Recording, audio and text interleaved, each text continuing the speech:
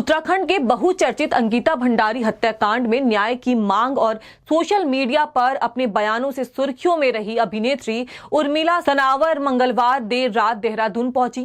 उर्मिला ने सामाजिक कार्यकर्ता दर्शन भारती के साथ दिल्ली से देहरादून का सफर किया और उन्होंने स्पष्ट किया कि वह जल्द ही पुलिस और एसआईटी के सामने पेश होकर अपने पास मौजूद साक्ष्य सौंपेंगी ताकि आरोपी के खिलाफ न्याय प्रक्रिया को तेज किया जा सके। दूसरी ओर आरोपी सुरेश राठौर को हाई कोर्ट से राहत मिली है और उनकी गिरफ्तारी पर फिलहाल रोक लगा दी गई है। इस दौरान हमारे ब्यूरो हेड दीपक पांडे ने बाबा दर्शन भारती से खास बातचीत की।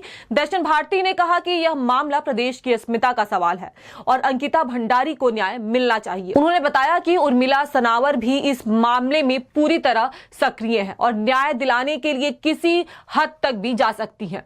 आइए देखते हैं आगे क्या कुछ कहा दर्शन भारती ने। अंकिता भंडारी हत्याकांड इन दिनों पूरे प्रदेश में चर्चा का केंद्र बना हुआ है और बात करें तो जिस तरह से प्रदेश में रिकॉर्डिंग वायरल हुई थी और जो बॉलीवुड एक्टर उर्मिला सनावर सबसे पहले अगर उत्तराखंड की धरती और सरजमी पे भरोसा करती हैं तो वही शख्स हमारे साथ हैं, दर्शन भारती जी, बाबा दर्शन भारती।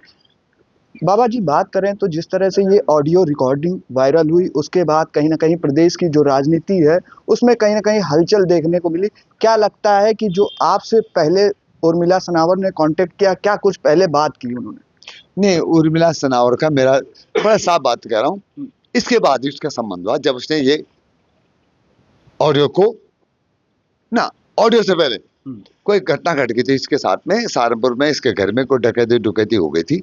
तो उस पीरियड में किसी ने इसको कहा कि भाई एक देहरादून में ऐसे नाम ले लिया, इसे हमें फोन कर दिया। हमने कहा कोई बात नहीं बेटी, जैसे हमारी आदत है मदद करेंगे तेरी। उसके संपर्क था ही। उसके बाद जैसे इसने ये ऑडियो रिलीज किया तो हम बहुत कह रहे हैं कि ये प्रदेश में क्या हो गया, जहां देखो इसका ऑडियो चल रहा। तो मुझे बड़ा दुख है इस बात का। आज उर्मिला सनावर देहरादून पहुंच चुकी है, एसआईटी को तमाम सबूत पेश करने जा रही। क्या लगता है आपसे जब बात हुई तो क्या कुछ रिकॉर्डिंग को लेकर क्या वार्तालाप हुई आपसे? हाँ, उसके बाद जो है वो देखी पुलिस को देना चाहिए उसको, और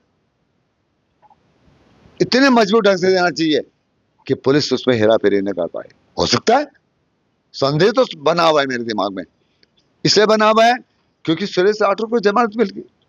जिसकी आवाज है, जो बोल रहा है, जबकि पहले नार्को टेस्ट होना चाहिए, उसे बजे नहीं देते। वो बता सच बात बोलता, किसने क्या क्या किया, मैंने क्यों कहा, तो कम से कम आज वो बेल पे बाहर आ गया तो दुख का विषय है। प्रदेश की जनता पूरी तरीके से आज सड़कों पर है और जिस तरह से शीर्ष भारतीय जनता पार्टी उत्तराखंड के शीर्ष नेतृत्व की नेताओं की बात सामने आ रही है इसमें घटना को लेकर, तो क्या लगता है अभी प्रथम दृष्टया जब आपसे उर्मिला सनावर की वार्तालाप हुई तो क्या लगता है जो शीर्ष नेतृत्व के लोगों का नाम आ रहा है इसमें कितना साक्ष्य है? नहीं, ये मैं इसमें कुछ नहीं कहता। ऑडियो में कैसे बोल लूंगा बाबू, मैं तो ऑडियो के आधार पर बोल रहा हूँ। ऑडियो के आधार पर तो सब जिसका नाम ले रहे, परंतु ऑडियो की जांच हुए के बिना उचित नहीं कि हम किसी पे आरोप लगाए। मैं तो नहीं लगाऊंगा कम से कम। बिल्कुल, देखिए सनातन की आस्था का भी एक फर्ज होता है कि कोई हमारे पास आता है तो हम मदद करते हैं, जैसा कि आपने कहा सहारनपुर की घटना को लेकर, लेकिन आज वो बेटी आपके पास है।